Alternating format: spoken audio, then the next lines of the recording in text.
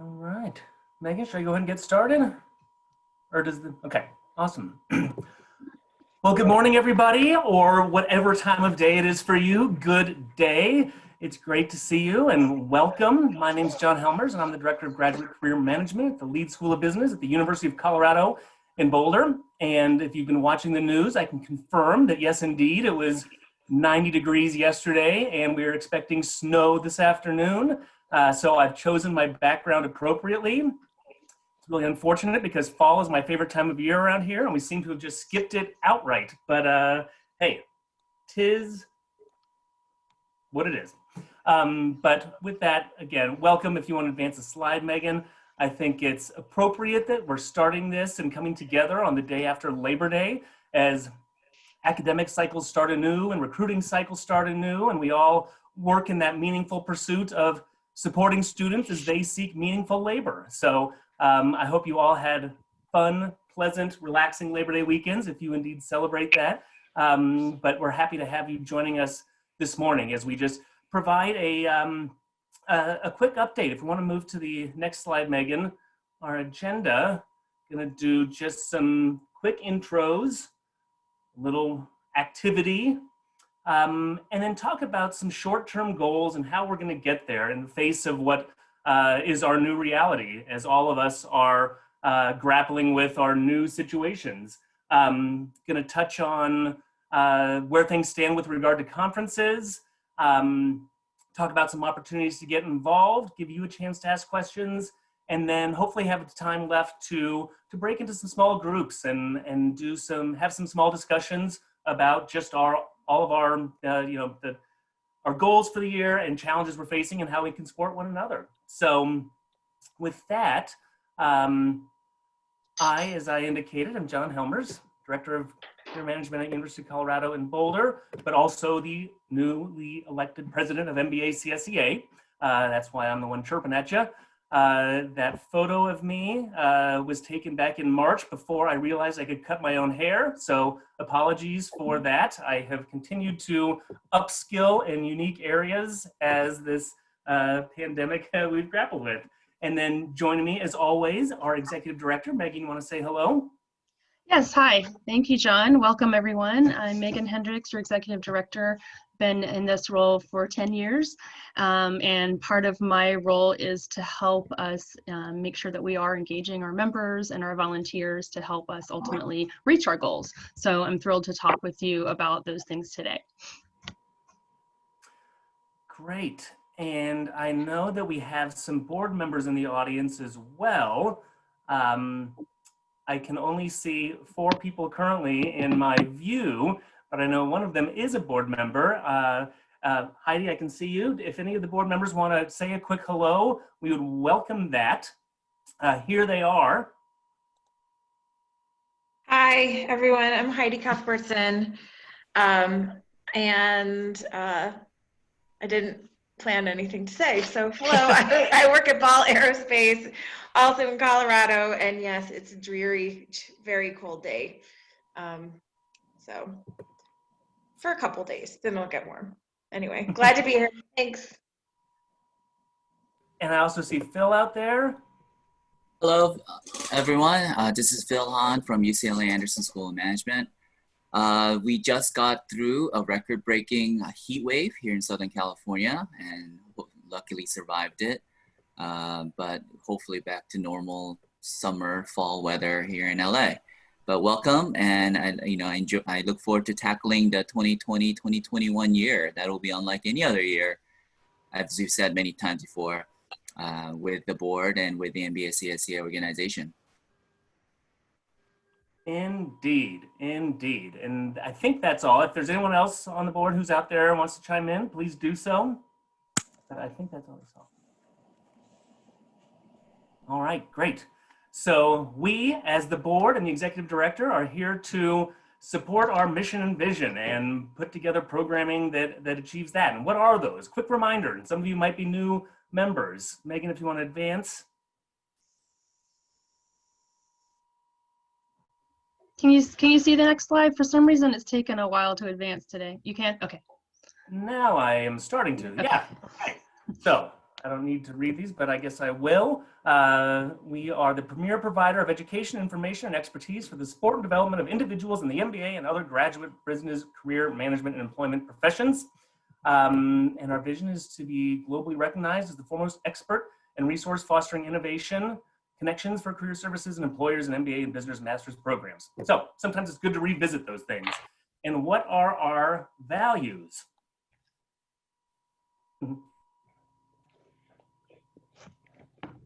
As stated and written, our values are collaboration, integrity, member focus, diversity, and thought leadership.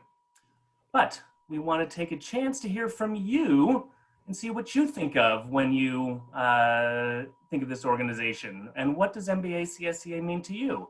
So we're going to do a little Menti poll and give everyone a chance to chime in and just see some of those more organic thoughts outside of the formal statement of values. What do you think of? So Megan, oh, there it is, yeah. So you can see the instructions there. If you can, go to menti.com, enter that code, and you'll be prompted to type in 3 words. Then we'll start to see what people think and feel when they think about the organization.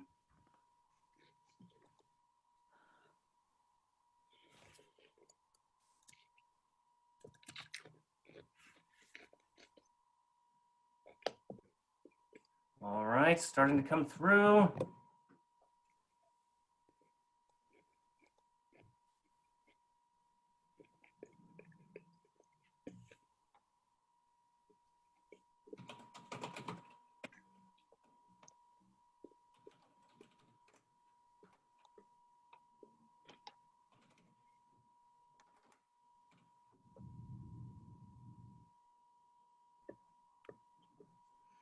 All right.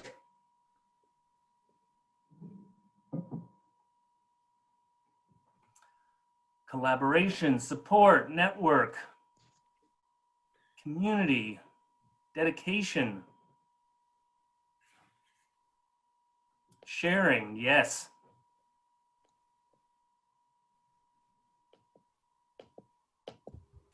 Supportive, caring, all good things.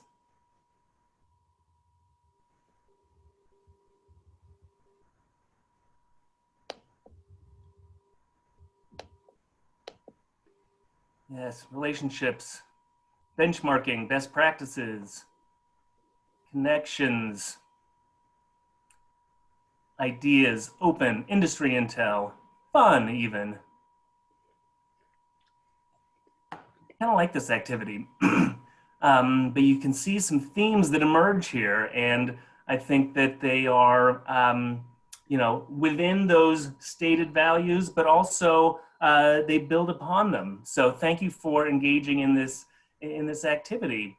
So a lot of those things, depend on us being together, and we are not as able to be together these days. So we're going to talk through some of our short-term goals and ideas of how to get there.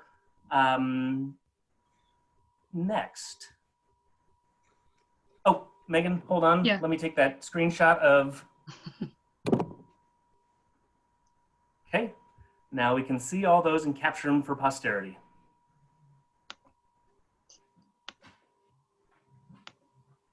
There we go.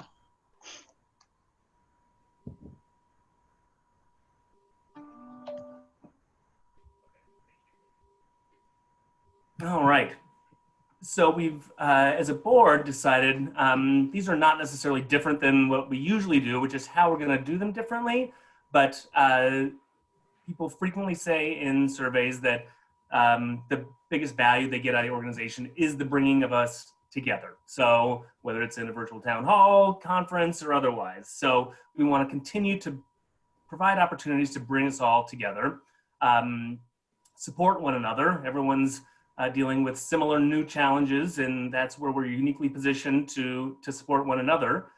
Continuous skills development, that's always a huge part of the organizational goal. And then, yeah, continue to enhance our profession and the industry through visibility, thought leadership, and so forth. So those are our short-term goals, and I'm gonna turn it over to Megan to talk about some of the tactics we're going to employ to get there.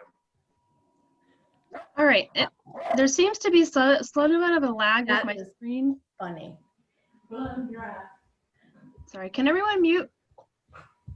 Okay, John, give me a thumbs up if you can hear me. Yes, okay, good. Sorry, somebody said that I was talking over you earlier, and I apologize if that's the case. I think it might have to do with my internet because we've got digital learning going on here, and it's a lot of people that want that connectivity right now. So sorry about that if it causes some issues, but hopefully you can all hear me in real time now. But like John said, you know, our overarching goals are really based on, you know, what we all share and what we all enjoy about the organization, you know, the connecting and the networking and the sharing and bringing people together. And that's so much more important now than ever before. Not that it wasn't important before, but, you know, that's what we've learned since everything shut down in March, is that we really still need each other for those same reasons. So, so our board of directors did some strategic planning and conversations, and here are kind of some of the things that we are going to focus on in the short term to help us stay focused on those goals. So first thing is we're going to look at membership segmentation, and we already do that a little bit. So if you've been to one of our conferences, especially the global conference, you probably noticed that we have tracks for employer relations or coaches or directors or whatever. So you know, we do a little bit of that, but we'd like to kind of take that to the next level and really be more specific and intentional about what we're providing for each membership segment to make sure that we're meeting your needs. And so the way that, some of the ways we're going to do that is through continued virtual programming. So, and you know, we'll be doing even more of the virtual roundtables and webinars that we've been doing so much since March, and just making sure that, again, that we're meeting the needs of all of our different member segments through those. So you might see a webinar just for coaches or one just for directors or something like that, for example. And then on the same vein, we're going to do that through our resource groups. Currently, we have 2 active resource groups. One is for especially master's programs, and one is for working professional MBAs.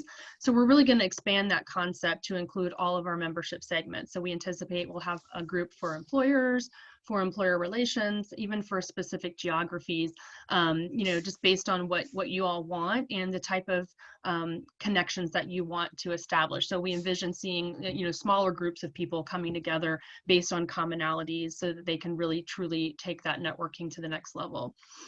We're also expanding our reach. And so that's kind of, you know, it's kind of to expand word of mouth to make sure that everyone within our school and employer organizations know who we are and can benefit. So, you know, people who may not join, or, you know, someone at a member school, for example, that might not actually join, but might attend a webinar here and there, such as an admissions representative or a faculty member, even a dean. We had some really phenomenal deans panels at the virtual conference, for example. We might do more of those and open them up to business school deans. On the employer side, we may have some things that are open to maybe an HR professional or someone who doesn't directly work in recruiting, but would still benefit from working with us. And then finally, On the research side and the data side, we're going to continue our monthly research projects that we've been doing. We're kind of trying to keep the pulse of our membership of what's going on and get the results out to you really quickly by having short surveys. So we're going to continue those. And then in the employment data side, the standards and employment data will largely stay the same. We're definitely not going to let go of those, not going to let those fall by the wayside. Those will still be a strong component of what we do. We'll still have our employment data systems running. We'll still be having ongoing relationships and conversations with the rankings, which I think are on a lot of people's minds right now given COVID. So we are going to continue in that area with our ongoing questions and resources. So one thing that might be on your mind is, what about the conferences? Right now, we have not made any specific decisions about our 2021 conferences. We do have some hotels that, as you know, we postponed our conferences in Asia, Europe, and New Orleans this past year. So for the Singapore hotel and the Barcelona hotel, those are kind of waiting to hear back from us as far as what we want to do as when the new date is going to be. We have not confirmed the final new date with them. And then on the US side, we do have the conference in Portland that was scheduled a couple of years ago. So that is still in place as of now. But we anticipate we will make a decision later this fall based on a lot of the same things that helped us make the decisions this year, which would be the economic circumstances, member feedback that will include information about comfort level with traveling, comfort level of going to large events, budget, travel restrictions that you may or may not have at the time, and then also benchmarking with other associations in and outside of our space, and just kind of seeing how things were working for them, and the ones that are doing in-person events, how those are working and things like that. So we do intend to take as much information into account as possible and then make an informed decision. And like I said, that will most likely be later this fall. So in order to accomplish all these things, we need your help. We've always relied on volunteers to do a good amount of our work, and we really appreciate all of the time and effort that our volunteers put into the association. We truly wouldn't be here if it weren't for them. We wouldn't have the depth of knowledge. We wouldn't be member focused if we weren't run by volunteers. We wouldn't be able to achieve a lot of our goals and values. So we really do appreciate our volunteers and hope that we will still be able to continue a successful volunteer program even in the pandemic. We know that engagement is tough now. We know that everyone is being pulled in a million different directions, probably like you never have before. We know that staff numbers are down. So we completely understand that things might look different for you. But we hope that you may be able to help, even if it's just a little bit, to kind of keep us going and help us meet our goals. So briefly, I'll just go through each of the committees just to give you a little bit of an idea of what they do. And then if you want more information, I'd be happy to chat with you offline. You can send me an email or give me a call. Certifications committee, this is a relatively new committee that is working on our recruiter boot camp and our career services boot camp. So some of you may have attended the career services boot camp that took place in Boston. That was very successful, so we intend to do that again. And then we are going to launch a more formal version of our recruiter boot camp. We did a couple of sessions from that boot camp at the virtual conference, but eventually we will roll out a more formal version of that. So that's what that committee is working on. Our membership committee is really focused on new member onboarding. So people who joined within the past year or so would be considered new members. So this committee works closely with them as far as making sure that they take advantage of the member benefits and helping them connect with each other. Research and trends, they are responsible for our monthly surveys that you've been seeing, as well as the larger benchmarking surveys and recruiting trend surveys. And we also work closely with GMAC on their corporate recruiter survey. The resource groups is what I mentioned earlier. So this committee will be working closely with kind of building out these resource groups and making sure, actually, mute somebody. Okay. This committee will really be focusing on building out those resource groups for our membership segments and setting up times for them to meet and different ways for them to get together.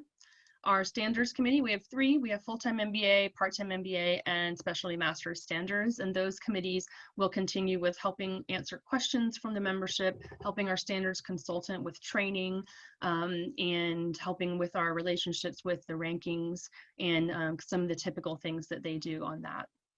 Virtual programming will continue with our webinars and our virtual roundtable. So that committee is responsible for finding speakers, determining topics, working closely with the speaker to, kind of facilitate and helping facilitate those roundtable discussions. And then our conferences. We have not formed the conference committees just yet, but if you know that you want to be involved in a conference, you can let us know that now. So that way we have a good idea and we have a group that's ready to go when we do make those decisions. And if you have the volunteer form, I will post it in the chat as soon as I finish sharing my slides. But that's the best way to sign up, is through that form. And there is a question on there that asks if you want to be involved in the conferences. So you can let us know in advance that you want to be called upon when we have that decision ready. So with that, we are going to open it up to questions, and I might stop sharing my screen for this portion so that we can all see everybody's video.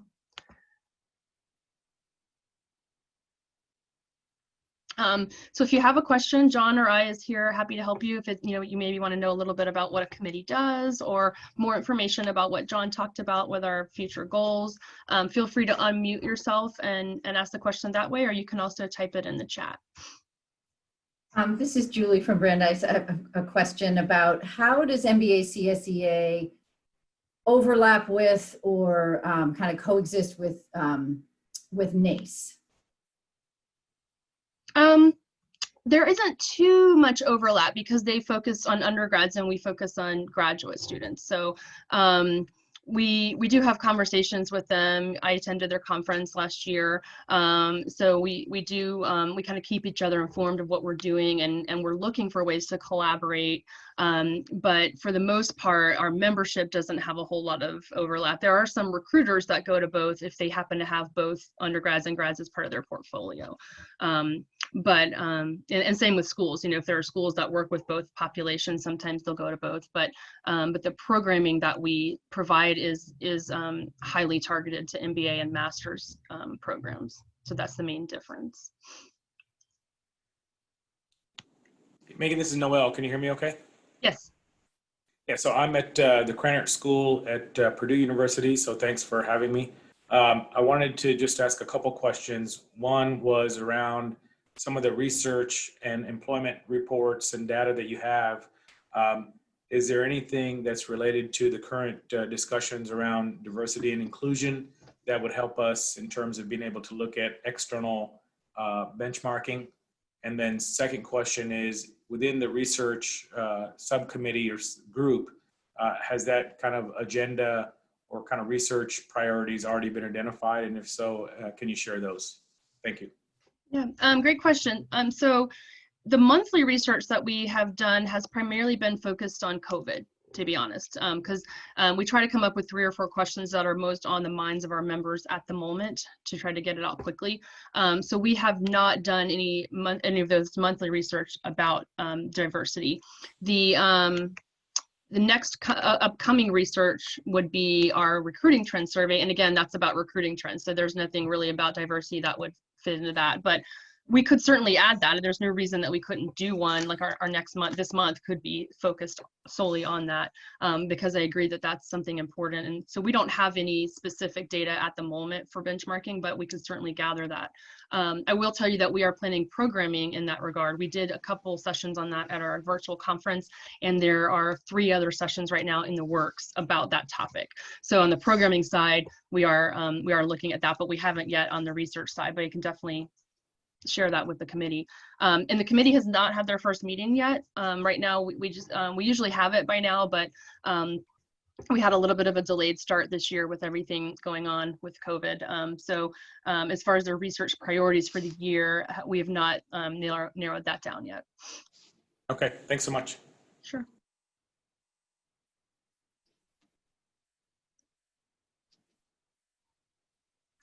Hey, Megan, this is Adele. I'm from University of Washington Foster School of Business. Can you tell us more about the volunteer opportunities? Like what's the process, and if we apply, what are the qualifications? And like when do we hear back from you about the final decisions? Sure. So to sign up for a committee, the first thing to do is to fill out the volunteer form. And I just pulled that up. I'll put that in the chat in just a minute. But that's the first step, because that gets you on our list or our database, if you will. And that's really important for us in terms of tracking and keeping everything together. So you'll select the committee or committees that you're interested in, or if you don't know, you can check a box that says I don't know, and we'll contact you. And then after that, I usually sit down with the committee chairs, and we put together the committee rosters based on a lot of different factors. For example, how many is the ideal number of people for each committee? We usually don't have a cap on the committees. It's usually, I mean, there's maybe one or two committees, maybe standards, I think, has said in the past, well, we like to cap it at 10, 12, you know, that kind of thing. But for the most part, we really usually don't have a cap. But we really just look at who your interest and skill set too. Like if you've worked in a certain area in the past, here's a really good example for our sponsors and exhibitors committee for conferences. It's really great if you've had some kind of sales experience, or you're at least comfortable cold calling, if you will, you know, reaching out to sponsors to kind of pitch. So that's an example where skill set does help. You know, we have marketing committees. If you have a marketing background, that certainly helps as well. But for the most part, there's not a whole lot. It's really based on interest. There's not a whole lot of vetting that goes on behind the scenes. Although we do want to make sure that it's a good fit for you, so that you'll be happy and you'll come back. So, you know, we do take a little bit of time to make sure that we're putting people in places that are right for them. And as far as the timing, I believe you asked when we would hear back. We are confirming all of our committee leadership right now.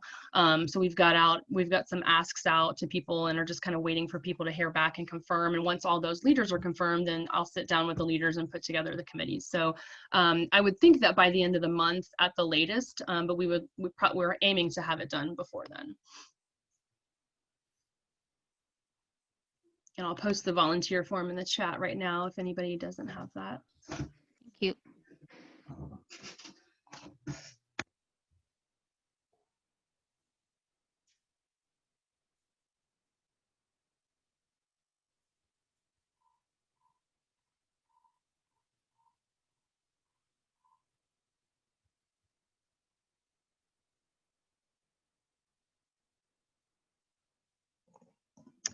Any other questions?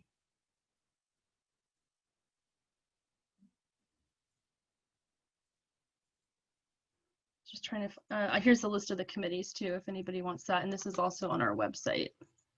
This gives you a little bit more information other than what I described about what they do.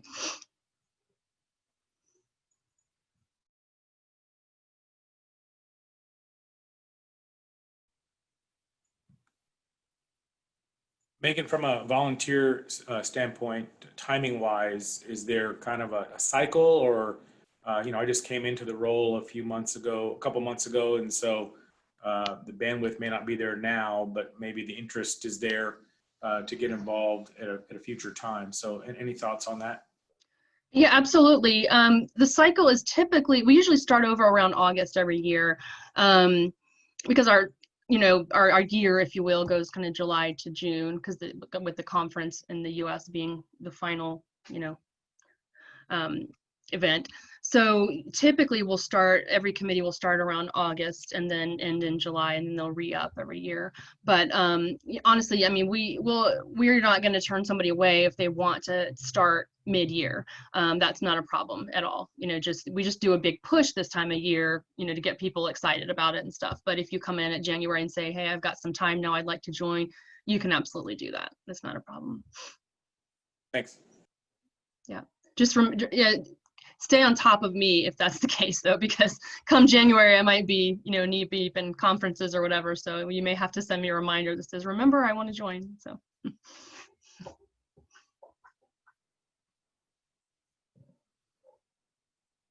We do have, like John mentioned, we do have some breakout topics if you are interested in getting to know some of the fellow members. Before I start those or open up my slide again to show you those topics, are there any other questions about anything that we talked about or any of the committees?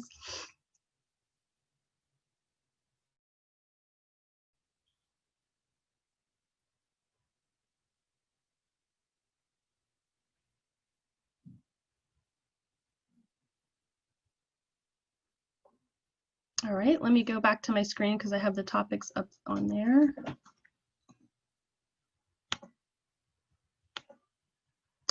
So we thought that we would just, we can put you all in random breakout sessions, 4 or 5 per room, and you could kind of get to know each other and build those connections.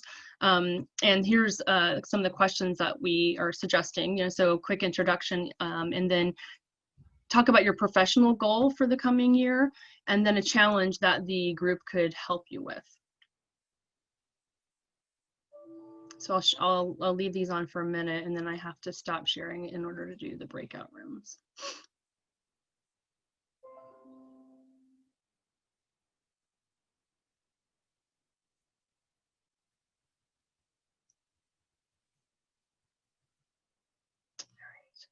All right, so I'm gonna put everyone in, and then you can get started.